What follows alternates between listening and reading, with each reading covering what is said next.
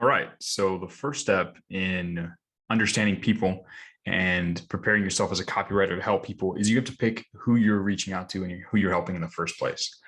We're going to be talking about target markets and what's called an avatar. Now, these are the people you're going to be writing to. I have a saying that I like to repeat, and it's whoever impacts the reader at the deepest level wins. Of course, that's me. I came up with that saying, but it's true. In the market out there in the world, whoever can impact, whoever can connect or persuade a person the deepest out of anyone in the world, that's the person who wins their trust, who wins their business, who they'll pay for their products and services. So specificity gives you power. If you try and help everyone or sell a product to everyone in the entire world, you'll end up helping no one. But if you're able to focus your efforts and communication on a defined group of people, you can impact them significantly on a significantly higher level, right? Now, when you're sitting down to figure this out, your target market, that's the defined group of people who will get the most out of your product or service.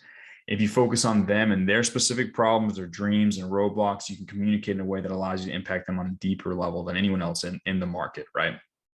So when you're sitting down to write copy for a specific product, the first step is to sit down and ask yourself, who's the ideal target market for this product? Who is going to be the person who's going to get the most out of this product or service? Once you've got that figured out, then you're going to use the following trick to make sure you write in a way that resonates deeply with them.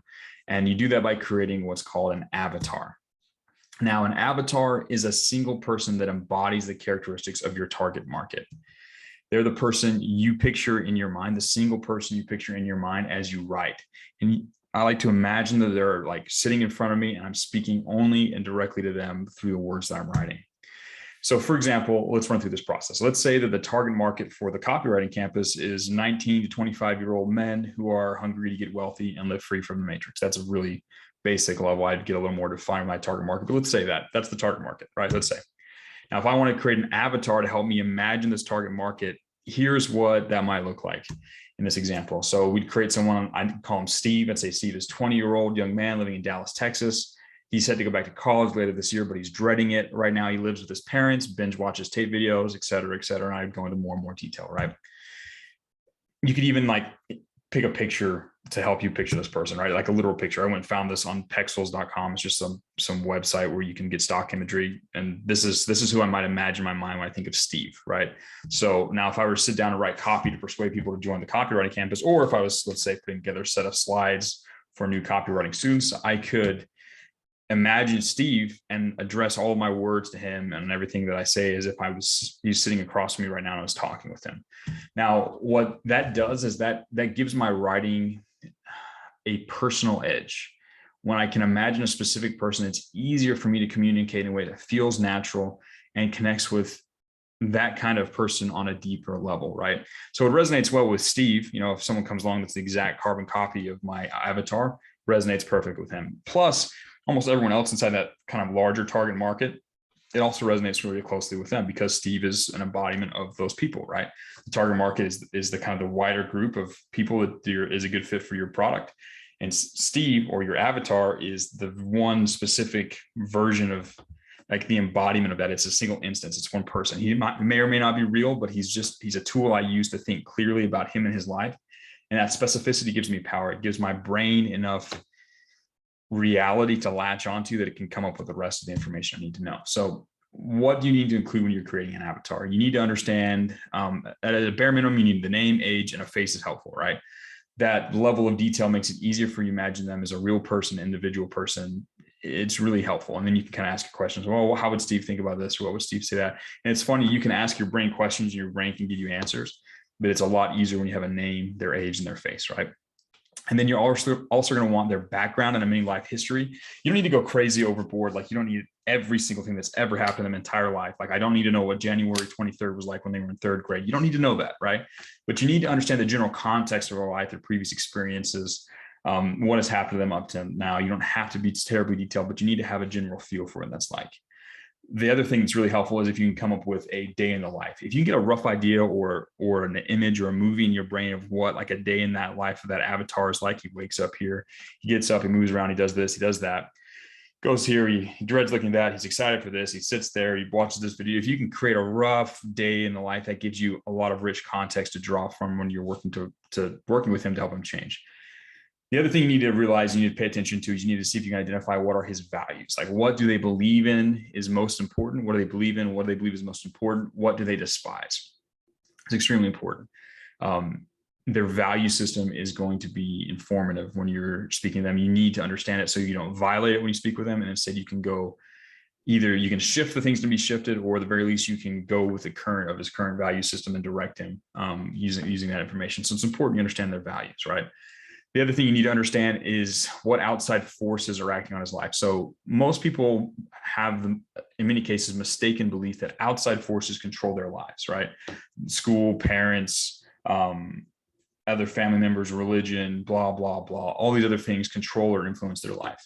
Now, you need to understand if your avatar has placed undue power on these outside sources, because that's going to be important. You can either use them as a source of blame, or as something, it's a fact you're going to need to adjust. If they really, really value the opinion of their parents, you might be able to change the way that their parents perceive them and use that as an indicator, or a sort of a carrot that you dangle in front of them. Hey, do this and your parents will be so proud. Rough example, but you need to understand the outside forces. That's an important part of like the terrain of that person, right? So these are 5 things. There's a lot more you can include. But this is just sort of a general idea, some things you want to look for when you're creating an avatar. Now, normally, if you're sitting down to do this for an established product, you'll be looking at the person's website, their social media, their web page, the product page for the product you're trying to help them with. And usually you can get enough information from a product page. You can tell kind of by the context clues who they're talking to, kind of, you can get most of the information for who their target market is at least, right?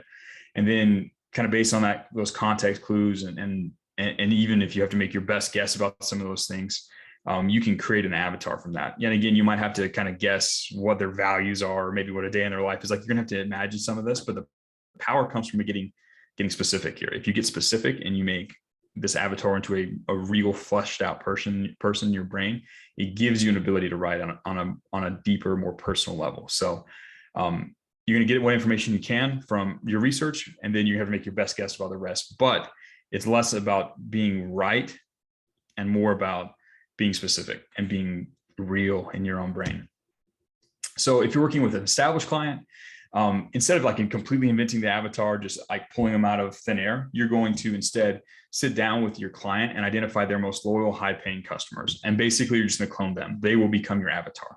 So when you sit down to write, you'll just think, oh, this guy's a really great client. Tim has experienced all these benefits. I'm going to write to Tim, but I'm going to write to Tim, basically the version of Tim that existed before he started using this product or service. So that's the avatar you can even create. Having an existing client makes it a lot easier to sort of supercharge or speed up this process. So defining the target market, figuring out who are the ideal customers for this product, who is going to get the most benefit out of this, who's going to pay the most, who's going to be the best ideal customer for this product.